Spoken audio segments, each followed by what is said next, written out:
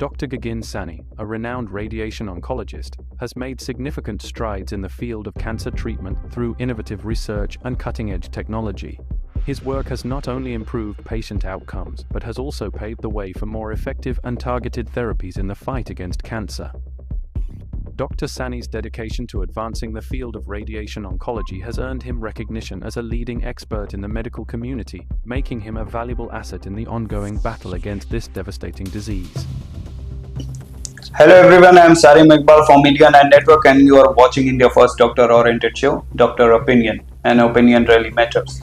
Now today we will discuss about the brain tumor, and for this we have a very renowned personality from the health fraternity, Dr. Gagin Sani. Welcome to our show, sir. Thank you, Sarim. Dr. Gagin Sani is a senior director in Max Vaishali Radiation Oncology and Max Patpargan. And sir, a small introduction about yourself, sir. Namaskar everyone, I am Dr. Gagin Sani. I am working as a radiation oncologist, subspecializing in uro-oncology and head and neck oncology in Max Vaishali and Max Patparganj. I am heading these centers. So that's about me. I've had the luck to be trained very well in the past. So that's about it. Right sir. Sir आज जैसा कि हम बात करने वाले हैं brain tumour पे, जिसका नाम सुनते ही लोग काफ़ी घबरा जाते हैं. तो बेसिकली ब्रेन ट्यूमर है क्या और ये कितने टाइप के होते हैं सर? ब्रेन ट्यूमर सुन के हम जरूर घबरा जाते हैं, बिकॉज ब्रेन ट्यूमर जो होता है वो हमारे ब्रेन से रिलेटेड होता है. सबने कुछ मूवीज देखी हैं, सबने कुछ मन में धारणाएं हैं. सो ब्रेन ट्यूमर, या rather first let's discuss tumour. Tumour कोई भी अबनॉर्मल ग्रोथ जो होती है वो ट्यूमर होती है. देखिए, ग्रोथ तो हमारे शरीर में बहुत तरह की होती है. सबसे कॉमन हुई नाखून बढ़ता जाता है, वो कोई ट्यूमर नहीं है. पर कोई भी अबनॉर्मल ग्रोथ जो होती है उसे ट्यूमर कहा जाता है. सो ब्रेन ट्यूमर मतलब ब्रेन के अंदर कोई अबनॉर्मल ग्रोथ, सो इसे कहा जाए ब्रेन ट्यूमर. ब्रेन ट्यूमर्स के टाइप्स होते हैं basically 2 types, benign tumours and malignant tumours. अब बेनाइन ट्यूमर्स और मैलिग्नेंट ट्यूमर्स में ये फर्क होता है कि बेनाइन ट्यूमर्स बहुत स्लो ग्रोइंग होते हैं, बहुत डीपली इन्फिल्ट्रेट नहीं करते, वेराज जो मैलिग्नेंट ट्यूमर्स होते हैं वो फास्ट ग्रोइंग भी होते हैं और इन्फिल्ट्रेट भी करते हैं एंड रिकर भी बहुत ज़्यादा करते हैं. सो ये फंडामेंटली 2 अलग अलग तरह की बीमारियां हैं. ब्रेन ट्यूमर्स बहुत सारे टाइप के होते हैं टेक्निकली, बट ये 2 बेसिक सब टाइप्स हैं. सर, एक महत्वपूर्ण सवाल, जैसे कि क्या ऐसे सिम्टम होते हैं जिससे कि डिटेक्ट होता है कि पेशेंट को ब्रेन ट्यूमर है? सो ब्रेन ट्यूमर के सिम्टम्स जो है वो हेडेक, बेहोशी आना, सीजर्स, पर्सनालिटी के चेंजेस होना, ब्रेन की फंक्शनिंग में चेंजेस होना, ये सारे के सारे ब्रेन ट्यूमर के सिम्टम्स हैं. नाउ इम्पॉर्टेंट बात ये है कि ब्रेन ट्यूमर सिर्फ इन सिम्टम्स के साथ नहीं होता, और ये वाले सिम्टम्स सिर्फ ब्रेन ट्यूमर के साथ नहीं होते. ये वाले सिम्टम्स ब्रेन की बहुत सारी फंक्शनिंग के अंदर आते हैं. नॉन फंक्शनिंग में दौरा वैसे भी पड़ता है लोगों को, वैसे भी पर्सनालिटी चेंजेस आ सकते हैं. तो बहुत सारी चीज़ें होती हैं. इसलिए कोई भी ब्रेन की जब प्रॉब्लम होती है तो उसके नॉर्मल वर्कअप में, यानी उसकी नॉर्मल इन्वेस्टिगेशंस में MRI ब्रेन एक साथ में करवाया जाता है, ये देखने के लिए कहीं ब्रेन ट्यूमर तो नहीं हो रहा. बट हमेशा ब्रेन ट्यूमर नहीं होता.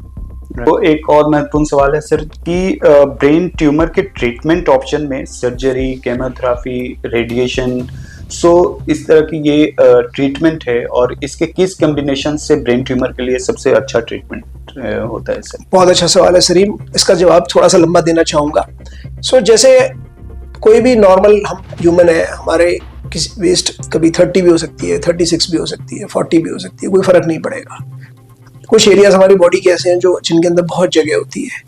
ब्रेन एक हमारे बॉडी का ऐसा एरिया है जिसके अंदर एब्सोल्युटली लिमिटेड स्पेस होता है. जो जिसके साथ जैसा एक एज तक सेट हो गया वो उतना ही स्पेस रहेगा. सो उस स्पेस में ब्रेन रहता है, ब्रेन का पानी रहता है, ब्रेन की कवरिंग्स रहती हैं, ब्लड वेसल्स वगैरह वगैरह. जहाँ उस स्पेस में कोई और तीसरी चीज आई, वहां पर क्राइसिस हो जाता है ब्रेन के अंदर, और ये फंडामेंटल प्रॉब्लम है ब्रेन ट्यूमर्स की. सो जो फंडामेंटल प्रॉब्लम, सिम्टम्स की बात की थी थोड़ी देर पहले, वो इसलिए ही होते हैं. उसके 2 कारण होते हैं. एक तो ब्रेन के अंदर वो ग्रो करने लग जाता है, स्पेस कम होता है ब्रेन के अंदर तो ब्रेन को ही पुश करने लग जाता है. दूसरा, ऑब्वियसली ब्रेन को पुश करता है तो ब्रेन के अंदर फंक्शनल चेंजेस आते हैं. इसी अंडरस्टैंडिंग के साथ ब्रेन ट्यूमर की ट्रीटमेंट भी एसोसिएटेड है. तो सबसे पहला जो ब्रेन ट्यूमर का ट्रीटमेंट होता है वो होता है कि इस तरह के प्रेशर को रिलीज करना सर्जरी से. सो सर्जरी एक बहुत ही इंपॉर्टेंट वो है, स्टेप है ब्रेन ट्यूमर के अंदर. सर्जरी को मगर हाउएवर प्रॉपरली प्लान होना चाहिए। एमआरआई वगैरह देख के आपको समझना चाहिए, एमआरआई वगैरह देख के आपको समझ लेना चाहिए कि हम किस तरह के ब्रेन ट्यूमर से पॉसिबली डील कर रहे हैं। अगर बेनाइन है तो कौन सा हो सकता है, वो सब एमआरआई देख के समझ में आ सकता है। मैलिग्नेंट है तो कौन सा हो सकता है, और उस हिसाब से सर्जरी को प्लान करना चाहिए कि एक बार आप ब्रेन को ओपन कर रहे हैं तो आप उसमें से कितना निकालेंगे। पहले टाइम में या अभी भी कुछ जगहों पे, बट पहले टाइम में जो होता था गए सर्जन, उन्होंने बायोप्सी करके बस छोड़ दिया, but that is not correct. So in the same breath I say कि सर्जरी बहुत इंपॉर्टेंट है, बहुत ज़्यादा इंपॉर्टेंट है फर्स्ट स्टेप, बट सर्जरी की प्लानिंग भी बहुत इंपॉर्टेंट है। तो ये तो हुआ सर्जरी। देन इन्होंने पूछा कि आगे के ट्रीटमेंट, रेडियो कीमो सबने सुना होता है, रेडियोथेरेपी, कीमोथेरेपी। रेडियोथेरेपी एक ट्रीटमेंट होता है किरणों का इलाज। ये बेसिकली एक्सरेज होती हैं और ये किरणें जाके ग्रोइंग सेल्स पे गिरती हैं, जितनी फोकस करोगे उतने अच्छे से गिरेंगी, और वो जब गिरती हैं तो वो सेल्स को डिवाइड कराना बंद कर देती हैं। ब्रेन ट्यूमर क्या है? Abnormal growth, as I told you. So जो वो किरणें जाके उन सेल्स पे गिरती हैं तो उन सेल्स को वो ब्लॉक कर देती है, उनकी ग्रोथ को। सो ये रेडिएशन का बेनिफिट है। कीमोथेरेपी का बेनिफिट तब होता है जब ट्यूमर मैलिग्नेंट होता है, जब कैंसरस ट्यूमर होता है, तो कीमोथेरेपी भी दी जाती है। Thank you. राइट सर, जैसा कि आपने बताया sir, surgery, chemotherapy, radiation and इसके बाद पेशेंट के लिए कुछ ऐसी थेरेपीज हैं जिसके बारे में आप बताना चाहेंगे ये सारी चीज़ों के बाद, जिससे कि पूरी तरह से पेशेंट ब्रेन ट्यूमर से बाहर आ सके। ओके, सो ब्रेन ट्यूमर की थेरेपीज ना देखिए इवॉल्व तो हो रही हैं, बट कुछ ट्यूमर्स ऐसे हैं जो लाइलाज है। इसमें सबसे इंपॉर्टेंट ट्यूमर है ग्लियोब्लास्टोमा मल्टीफॉर्म है, जो ग्रेड 4 का ब्रेन ट्यूमर होता है। वो लाइलाज था, लाइलाज है, और लाइलाज ही शायद रहेगा बहुत समय तक, बिकॉज उसकी जो जितनी भी उसमें रिसर्च और डेवलपमेंट हो रही है वो कहीं ना कहीं स्टोन वॉल हो रही है, बहुत ज़्यादा आगे नहीं जा रही। बट एटलीस्ट हम एक पॉइंट तक पहुंच चुके हैं मैलिग्नेंट ब्रेन ट्यूमर्स में, जहाँ पर हम पेशेंट को एक लॉन्ग लाइफ दे पाते हैं, और वो लॉन्ग लाइफ जो होती है वो क्वालिटी ऑफ लाइफ के साथ होती है। और वो कैसे होती है? प्रॉपरली सर्जरी प्लान करने से, ताकि कोई ब्रेन का वाइटल ऑर्गन्स ना निकल आए। उसमें आप मैक्सिमम सेफ डिकम्प्रेशन जिसे बुलाया जाता है, maximum safe resection, and radiation therapy जो कि बहुत फोकस्ड होती है। In the current day we practice IMRT on daily basis. हम IMRT यानी intensity modulated radiation daily basis पे प्रैक्टिस करते हैं।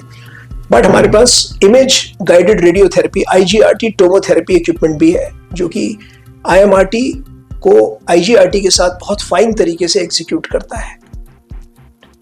और एक आखिरी सवाल सर कि जैसे क्या ब्रेन ट्यूमर में सर्वाइवर को long term follow up care और स्क्रीनिंग के लिए क्या सजेस्ट करते हैं सर? सो सर्वाइवर्स जो होते हैं वो डिपेंड करता है कि उनकी कौन सा ट्यूमर था।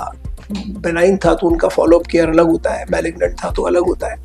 बेनाइन होता है तो हम साल में एक MRI भी करा लेते हैं, मैलिग्नेंट होता है तो हम 3-3 महीने में भी कराते हैं, 6-6 महीने में भी कराते हैं, depending on the disease type and उसकी जो कितनी एग्रेसिवनेस है उसकी, वो सब चीज़ जो है वो प्रैक्टिस में समझ में आती है।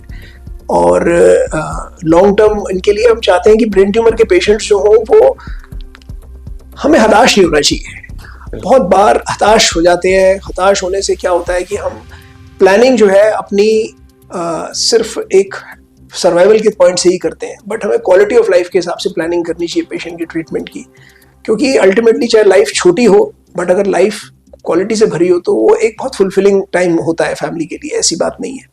सो अगर आपके क्वेश्चन को मैं आंसर करूं तो उसका आंसर ये है कि जो भी ब्रेन ट्यूमर की होने की वजह से जो कमियां आई हैं ब्रेन के अंदर, ब्रेन की वर्किंग के अंदर, चाहे चलने की कमी हो या और कोई कमी हो, डिपेंड करता है, अलग अलग कमियों में अलग अलग डिस्कशन की जा सकती है, तो उन सबको रिहैबिलिटेशन स्पेशलिस्ट के साथ अलाइन करके हमें उन पे काम करना चाहिए, ताकि पेशेंट को हम जितना रिहैबिलिटेट कर सकते हैं उतना रिहैबिलिटेट करें एंड उनको हम एक बेटर से बेटर क्वालिटी ऑफ लाइफ दें।